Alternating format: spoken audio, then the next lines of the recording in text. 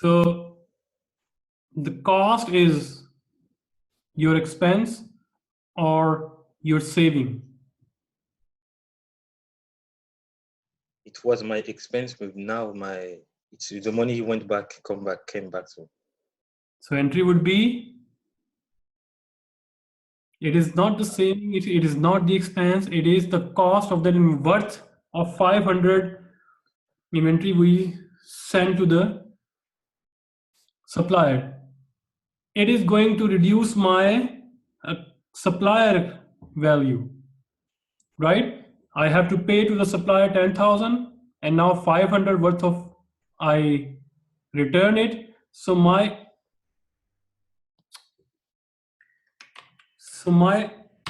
what is this? So basically my supplier value, which is 10,000, has now decreased to 950. 9,500. Right, everyone?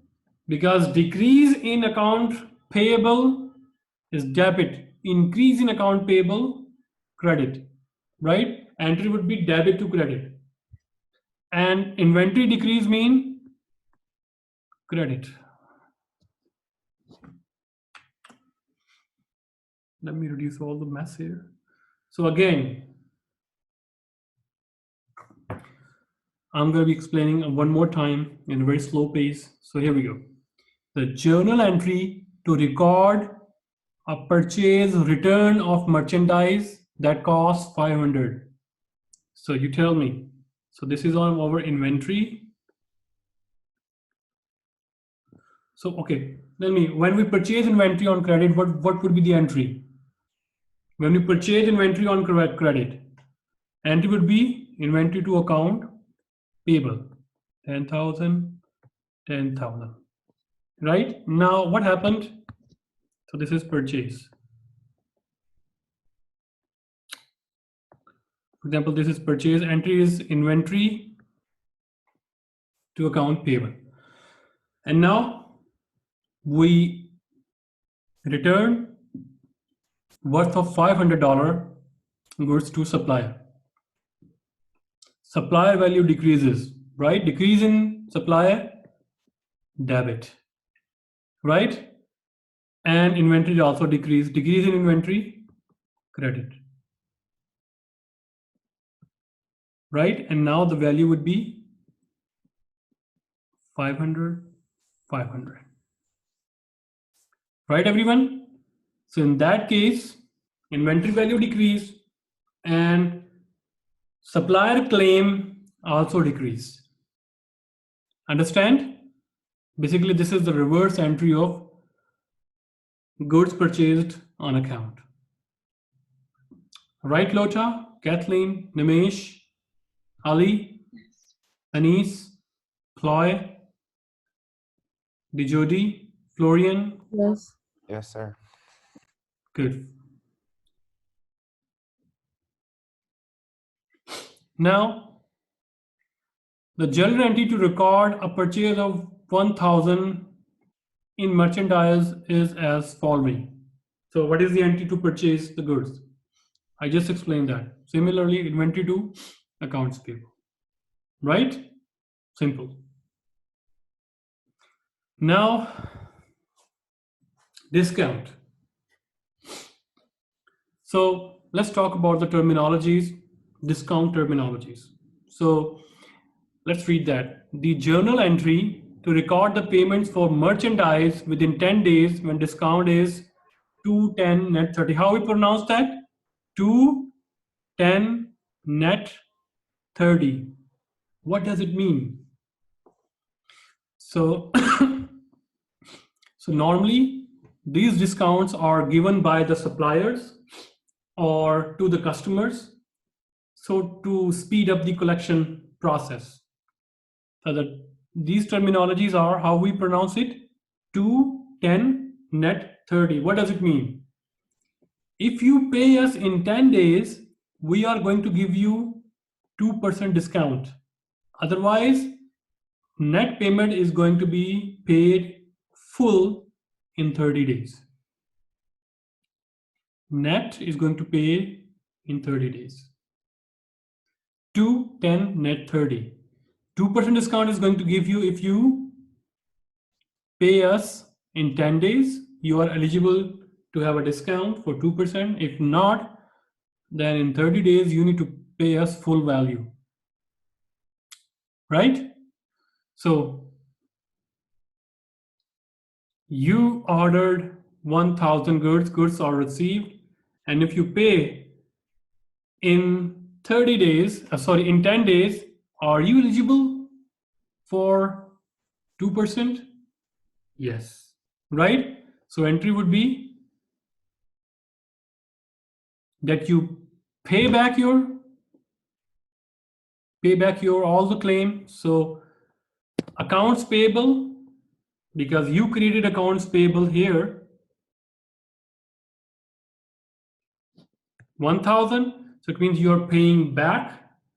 Money is going to the supplier. So entry would be accounts payable to cash. Cash decrease, credit. Accounts payable decrease, debit. So entry would be accounts payable to cash, but we get discount. So let me clear the mess here. We get discount. When we get discount, so this discount is our, so we pay 980 and we pay our discount as well. So accounts payable and this discount is charged as reduction in inventory as well, right? So recall our discussion, the cost price, all kind of discounts, allowances, decreases the inventory, right? So this 2% that we avail in 10 days, that is going to decrease our cost. So decrease in inventory will be credited. So that's why we credit the $20. We paid cash 1,000, no. We avail the discount, so we pay cash 980. Hence our inventory is, entry is balance. Debit is equal to credit. Understand everyone? Nimesh, Dijodi,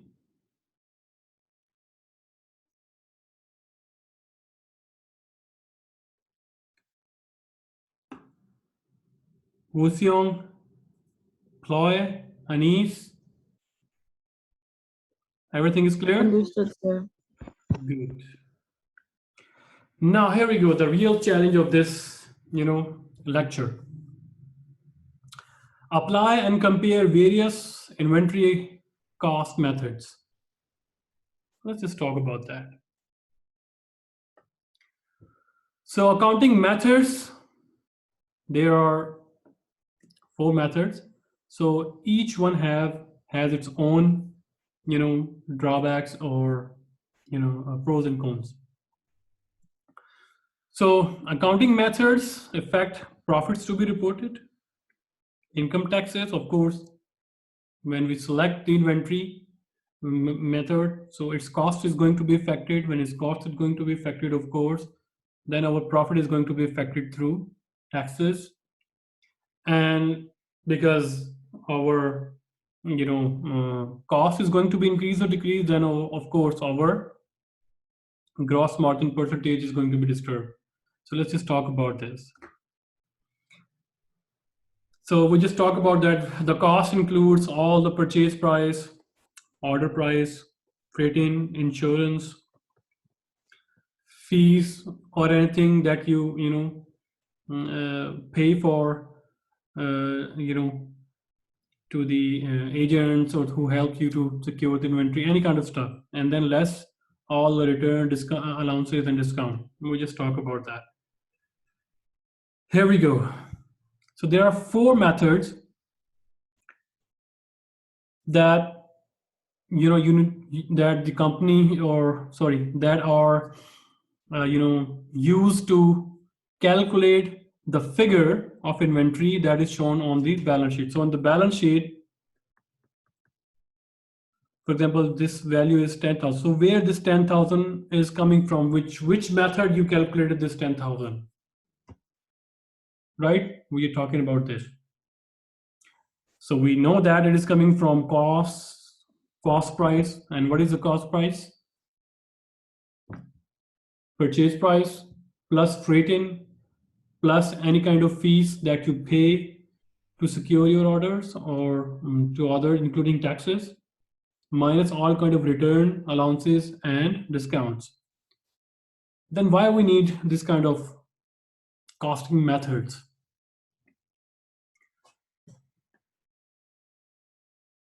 The question is why we need the costing methods.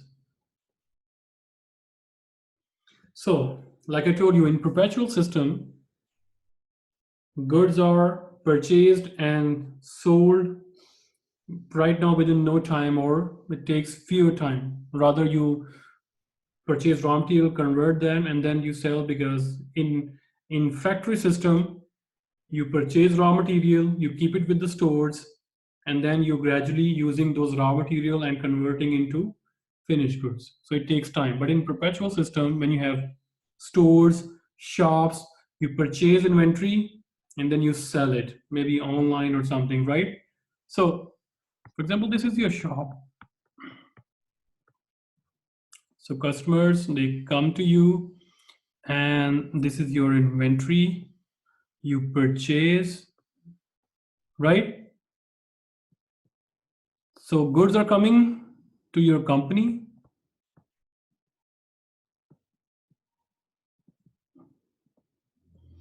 and sold to the customers.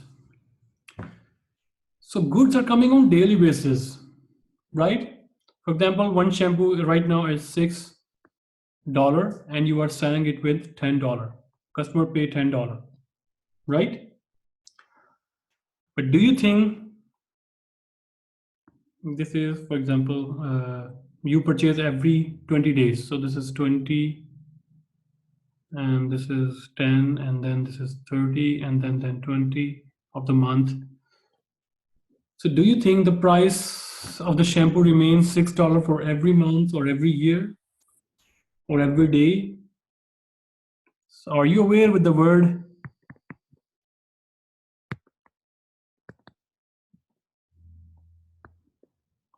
my bad. Are you aware with the word called inflation? Yes. So it means when you are placing order to the supplier,